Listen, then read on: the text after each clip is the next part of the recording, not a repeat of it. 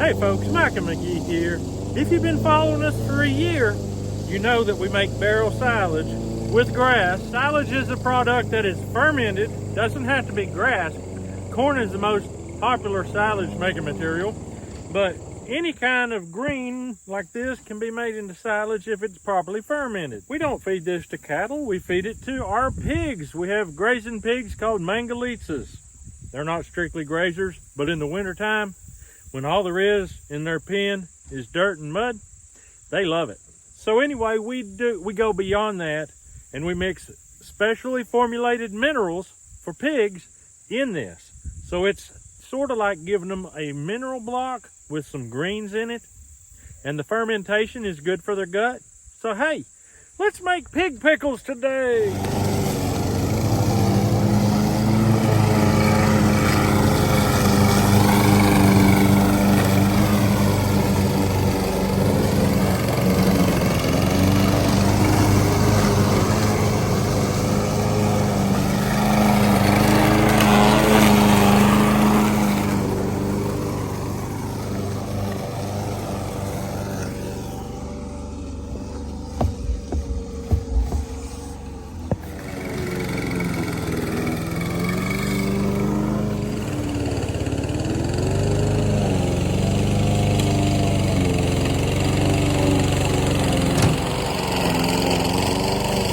Go ahead and put a decent amount in because we had that much left over last year and we never used it. So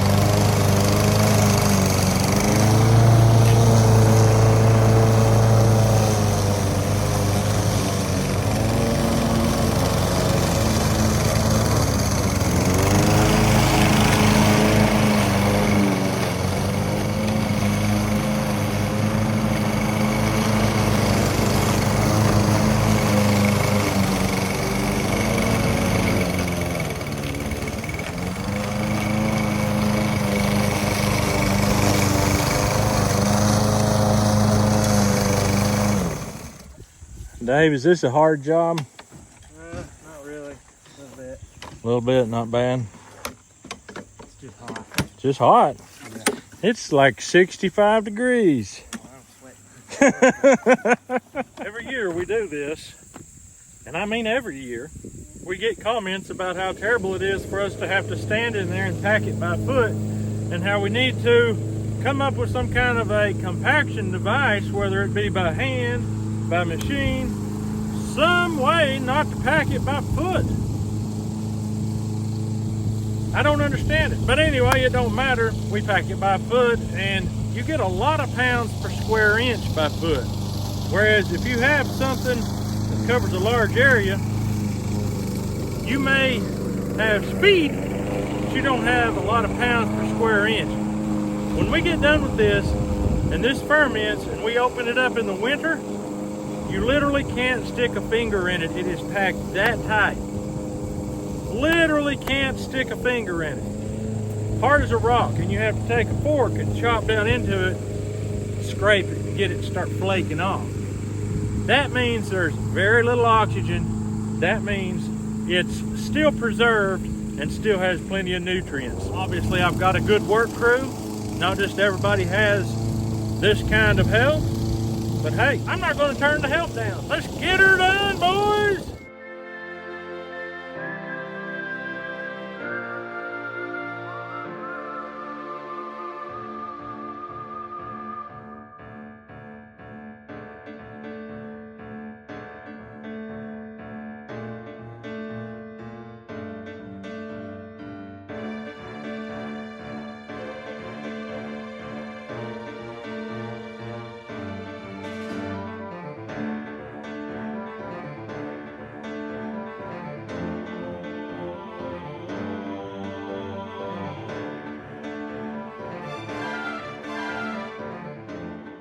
very important to pack it as tight as you can all the way to the top. There's several important things about this, but that's one of them. That's the most important thing. You cannot do this job a little bit one day, a little bit the next day, and finish it up over the course of time. If you don't have enough grass to do a full barrel in a day, you may as well either get a smaller barrel or don't do it at all, because oxygen will kill you on this. It won't be good.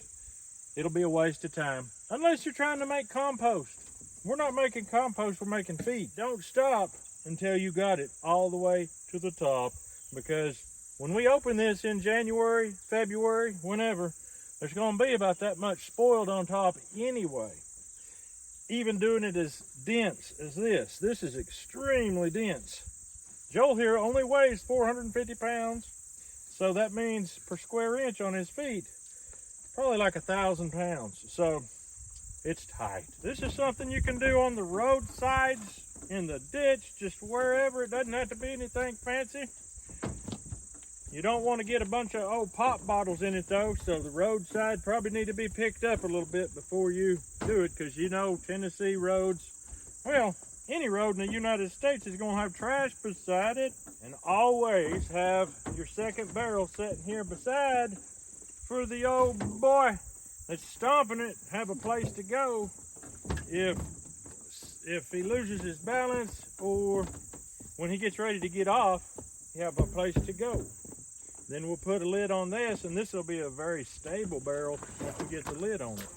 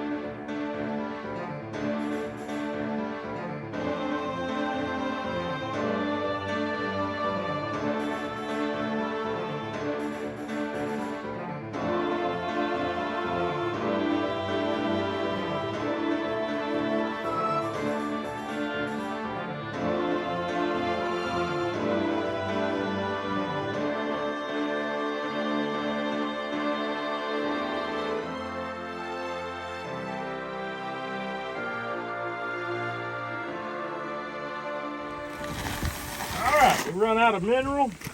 Last year, if you remember this same video, I told you they were going to change the name of the mineral.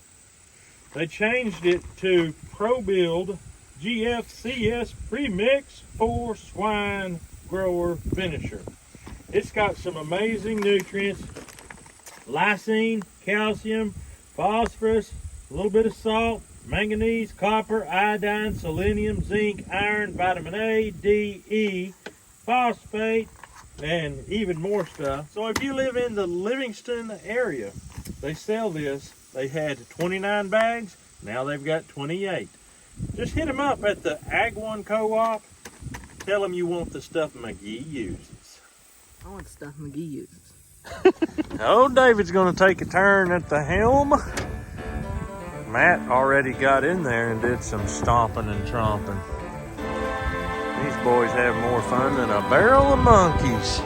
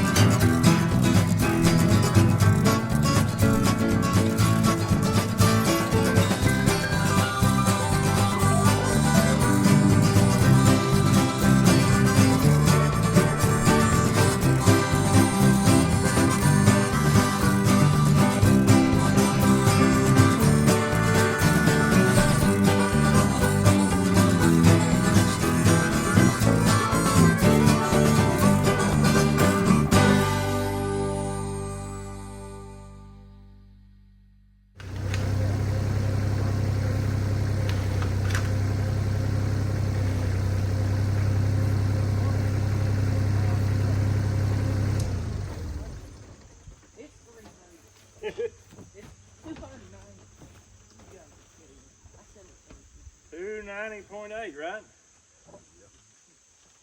290 pounds, 0.8, 290.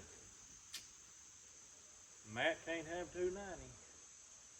Okay, I'm just gonna back up. We'll unhook it over there. Matt, can you roll yours up?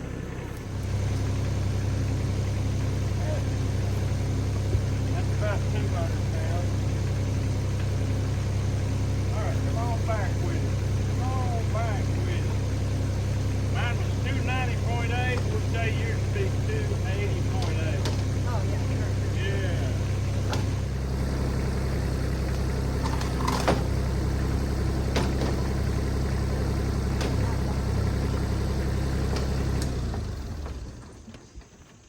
Oh, man. He's holding down on it. He's pushing down on it. Oh! 247! Mine was packed so good. Oh! It was packed good.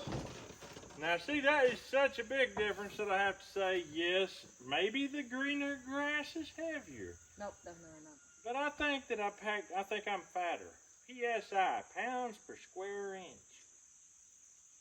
Yeah. That goes to show you folks, you make you one of them silly little old things to push your plunger down, you ain't got no weight on it, it ain't gonna work. You gotta have the meat in them hams and mash them down. All right, I'm gonna back this in up. I think I know the difference. Mine was before we ate lunch. All right, we're doing David's next.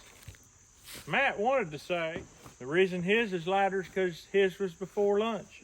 I did mine after lunch. Valid point.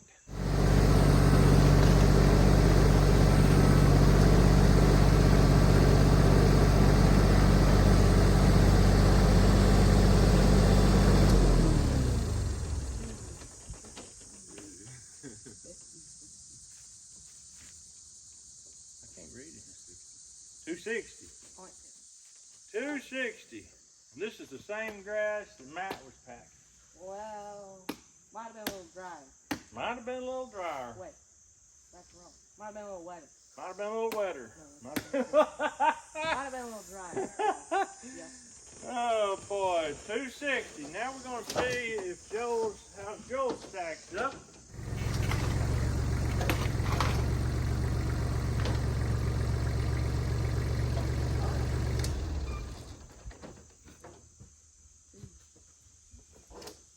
$120?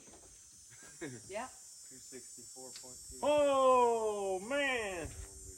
Oh man!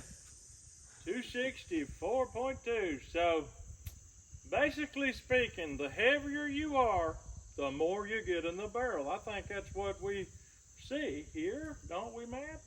20. He got 20 pounds more than you did in there. He probably weighs about 20 pounds more than you. So basically speaking, what I'm telling you is the bigger you are, the more you can get in the barrel. But if you're too big, there is a point where you get too big, where it's very unsafe for you to try this.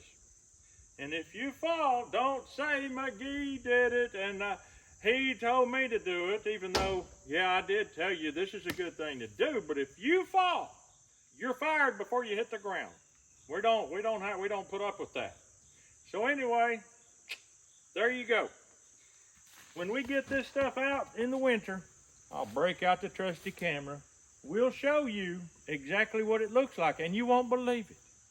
The only thing I wish I could do is transfer the smell, because you really wouldn't believe that. 264 pounds. Mine had 290. We won't hold that against me. But that's a lot.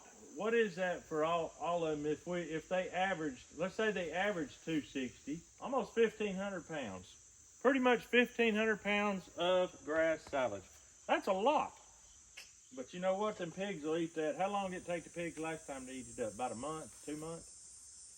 Probably 2 or 3. 2 or 3 months. So when you're in your coldest part of the weather, bad snowy weather, that's when they love it. And I'm telling you, I think with all the mineral we put in there, I think they'll love it more than they did last year. We ended up putting we put a full 50-pound bag plus what was left over, which probably had about 15 pounds. So Yep, we laid it to it this year. Well, if you get a chance to do it, do it. Don't blame me if you fall. You might want to use one of them little milk homemade things where you just push it down in there. But you won't get 290 pounds that way. You got to get them ham hocks up there and mash them in. But that's all we got for you today. We hope you have a great day. We'll see you on the next video.